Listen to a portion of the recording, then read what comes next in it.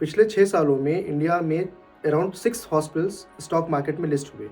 वहीं 1983 से लेकर 2014 के बीच ओवर 3 डिकेड्स में सिर्फ 2 ही हॉस्पिटल लिस्ट हुई थी। ऐसा क्यों? इंडिया में हेल्थ केयर इन्वेस्टमेंट इकोसिस्टम बहुत डाइवर्सिफाइड हो चुका है। एक समय था जब भारत में सिर्फ गवर्नमेंट, ट्रस्ट या मिशनरीज के हॉस्पिटल्स हुआ करते थे और बैंकर्स प्राइवेट हॉस्पिटल्स के लिए लोन देने के लिए, फंड देने के लिए हेजिटेट किया करते थे। फंड रेजिंग एक बड़ा मुद्दा था। ये बात है 1979 की, जब अपोलो हॉस्पिटल्स एंटरप्राइजेस लिमिटेड की स्थापना डॉक्टर प्रताप सिंह रेड्डी ने की थी। पद्म विभूषण से सम्मानित डॉक्टर रेड्डी जो यूएस में थे, वहाँ से जब इंडिया आए तो उन्हें यह कहना गलत नहीं हुआ कि प्राइवेट कॉर्पोरेट हॉस्पिटल की वो जनक है, वो ओरिजिनेटर है। उन्होंने 4 साल लगाए फंड रेज करने में, लोगों से मिलने में, समझने में कि कैसे प्राइवेट हॉस्पिटल को अफोर्डेबल बनाया जाए। और फिर 1983 में पहली बार चेन्नई में उन्होंने अपना पहला हॉस्पिटल स्टार्ट किया।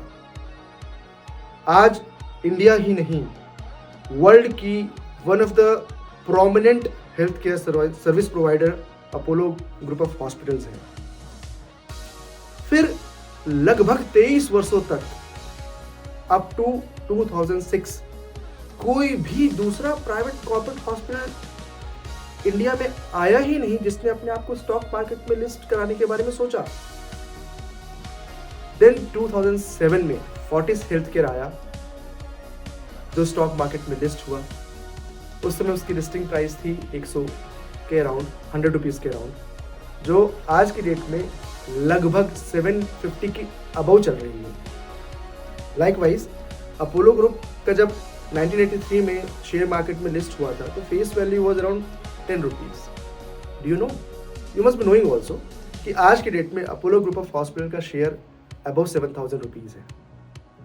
ऐसे ही 1983 के बाद 2007 में फोर्टिस का आना, फिर 2014 तक का एक लंबा अंतराल, फिर 2015 में NH नारायण रुद्रालय का आना जो 2015 में लगभग 250 रुपये के आसपास में लिस्ट हुई थी और करंट शेयर प्राइस उसका अराउंड 1600 के आसपास कुछ चल रहा है।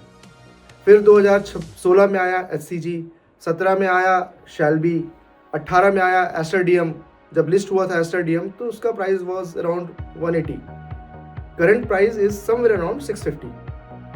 फिर 2020 में मैक्स हेल्थ केयर आया, लगभग 150 रुपये में लिस्ट हुआ था, करंट प्राइस लगभग 950 के अराउंड चल रहा है। फिर 21 में किम्स, 22 में रेनबो, 23 में यथार्थ हॉस्पिटल, 25 में पार्क हॉस्पिटल। ये तो वो बड़े कुछ कॉर्पोरेट हॉस्पिटल्स हैं जो लिस्ट हुई। इनके अलावा छोटे और भी सिंगल स्पेशलिटी के हॉस्पिटल्स जैसे अग्रवाल आई हॉस्पिटल या नेफ्रो प्लस डायलिसिस सेंटर जैसे चेन्स भी हैं जो लिस्ट हुई हैं।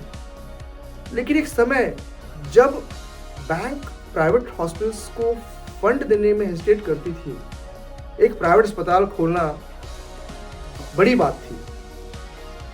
यू रिमेंबर कि जब प्रताप सिंह रेड्डी साहब ने 1983 में जब स्टॉक मार्केट में अपना लिस्टिंग के लिए किया था तो कितना फंड रेज किया था?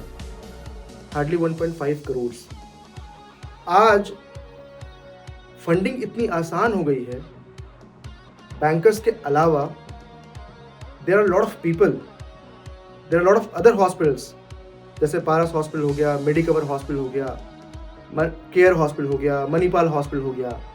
ये वो बड़े नाम हैं जो कतार में हैं अपने आप को लिस्ट कराने के लिए। तो ये हेल्थ केयर इन्वेस्टमेंट इकोसिस्टम का डाइवर्सिफाई होना, आप इसे कैसे देखते हैं?